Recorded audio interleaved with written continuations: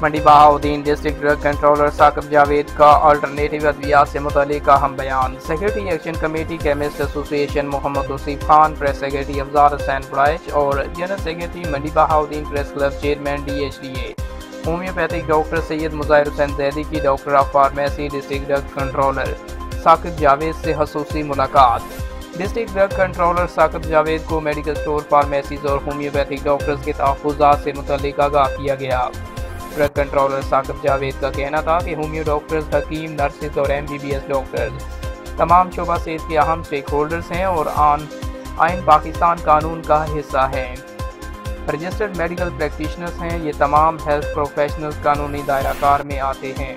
ان کا کہنا تھا کہ لائسنس کے بغیر کسی کو میڈیکل سٹور چلانے کی ہرگز اجازت نہیں دی جائے گی۔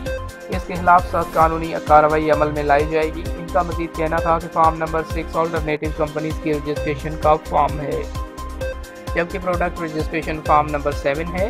Drug regulatory authority of Pakistan نے مارکیٹ میں صرف فارم نمبر 7 کے رجسٹرڈ پروڈکٹ کی فروخت کی اجازت دی ہے۔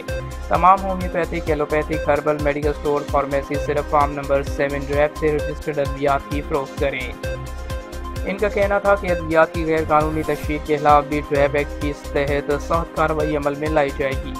تمام medical store, pharmacies, homeopathic store, herbal store غیر قانونی تشہیر سے پرہیز کریں۔